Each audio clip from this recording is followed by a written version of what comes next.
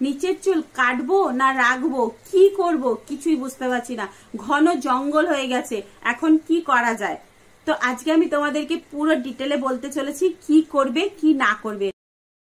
দেখো, ফার্স্ট কথা হচ্ছে আমাদের যে ইন্টারনাল পার্টের মধ্যে যে হেয়ার দেওয়া হয়েছে সেটা কোনো কারণে দেওয়া হয়েছে। কি কারণে দেওয়া হয়েছে? আমাদের যে ওই জায়গাগুলো আছে ওটাকে প্রোটেক্ট করার জন্য। প্রাচীন যুগে জামা কাপড় ছিল না, তখন ওই হেয়ার গুলো কিন্তু তাদের এই ইন্টারনাল এরিয়াকে প্রোটেক্ট করতো।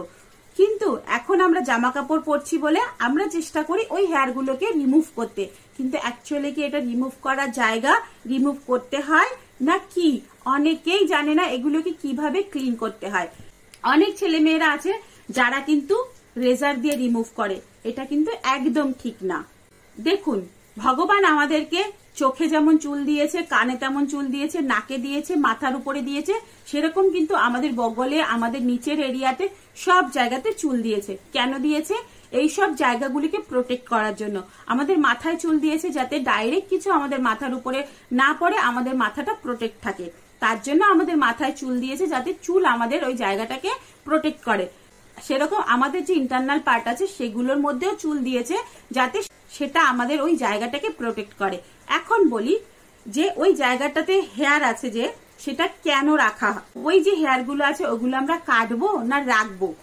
আমাদের যে ভি আছে তার ভেতরে কি আছে, একটা গুড ব্যাকটেরিয়া থাকে, যেটা যেটা আমাদের ওই ভি এর ভিতর, এই যে ধরুন আমাদের ভি আছে, সেই ভি এর ভেতরে আছে না এই জায়গাটা একটা গুড ব্যাকটেরিয়া থাকে, যেটা আমাদের ভেতরের যে এরিয়াটা আছে সেটাকে প্রোটেক্ট করে রাখে। ও নিজেই ক্লিন নিজেই করে রাখে। যদি কোনো ব্যাড ব্যাকটেরিয়া এসে যায় তাহলে কি করে, ও নিজেই সেটাকে তাড়িয়ে দেয়, সেটাকে তাড়িয়ে বাইরে বের করে দেয়। আর ওই যে ব্যাড ব্যাকটেরিয়া যাতে ভেতরে না যেতে পারে তার জন্য কিন্তু ওই হেয়ার গুলো আছে। যখন আপনি ইন্টার করছেন, আপনার পার্টনারের সঙ্গে ইন্টিমেট হয়েছেন, আপনার পার্টনারের হয়তো কোনো এসটিআই আছে বা আপনার পার্টনারের কোনো ইনফেকশন আছে, না হলে আপনার পার্টনারের ওই এরিয়াতে কোথাও কোনো চর্মরোগ আছে, না হলে কোনো ইচিং আছে। এবার আপনার যে এরিয়াটা আছে সেই জায়গাটা ইনফেক্ট না করার জন্য ওই উপরে হেয়ার গুলো থাকে, যাতে ঘষার ফলে আপনার এই জায়গায় লেগে আপনার যেন কোনো ইনফেকশন না আসে, তার জন্য ওই জায়গায় হেয়ার দেওয়া আছে। তো এই হেয়ার গুলোকে কখনোই পুরোপুরি ভাবে রিমুভ করা উচিত না, তাহলে আমাদের যে ইন্টারনাল এরিয়াটা আছে সেটাতে কিন্তু ব্যাড ব্যাকটেরিয়া অ্যাটাক করবে।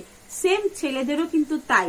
যদি ছেলেদের ওই জায়গাটার চুলগুলো সরিয়ে দেওয়া হয় তাহলে কিন্তু তাদের যে পার্টটা আছে সেটার অনেক ক্ষতি করে। ওটা ছেলেদের যে বল আছে আর যেটা পি আছে সেটাকে ওই চুলগুলো কিন্তু প্রোটেক্ট করে রাখে। তাই কখনোই পুরো ডিপ ক্লিন করা একদম উচিত না, রেজার ইউজ করাতে একদমই উচিত না। তাছাড়া যে ভিট আছে, এইসব যে ইন্টিমেট পার্টস ক্লিন করার জন্য যে হেয়ার রিমুভাল ক্রিম গুলো আছে সেগুলো কিন্তু একদম উচিত না। কি করা উচিত, যদি অনেক বড় হয়ে যায়, ইরিটেট হয়, তাহলে সেইগুলোকে ট্রিম করতে হয়, কাঁচি দিয়ে ট্রিম করতে হয়। মানে যদি এত বড় থাকে সেটাকে হাফ করে দিতে হয়, ছোট ছোট করে দিতে হয়। তাতে কি হয়, আপনার যে এরিয়াটা আছে সেটা পরিষ্কারও থাকলো, আর তো আপনার যেই কাজটার জন্য হেয়ার গুলো আছে সেটাও ঠিকঠাক হলো। আর তাছাড়া আপনি যখন ইন্টার করছেন তখন যদি হেয়ার না থাকে, আপনাদের দুজনের ঘষা লেগে ওই জায়গাটা কিন্তু ছুলে যেতে পারে, আপনারা কিন্তু ঠিকভাবে মোশন করতে পারবেন না। যদি হেয়ার থাকে তাহলে ওটা কি হয়, ফ্লপি ফ্লপি হয়, আর ফ্লপি ফ্লপি হলে ওটা কিন্তু আপনি ঘষাটা ভালোভাবে দিতে পারবেন। তাই ওই জায়গার হেয়ার কখনোই ডিপ ক্লিন করতে নেই, হালকা হালকা রাখা উচিত।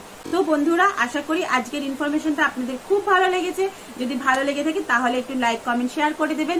আর এরকম যদি দারুণ দারুণ ইনফরমেশন পেতে চান তাহলে আমার চ্যানেলটাকে সাবস্ক্রাইব করে দেবেন, আর বেল আইকনটা দাবাতে কিন্তু একদম ভুলবেন না। তো চলুন বন্ধুরা, টাটা, বাই বাই, আবার দেখা হচ্ছে নেক্সট ভিডিওতে। ততক্ষণের জন্য সবাইকে বাই।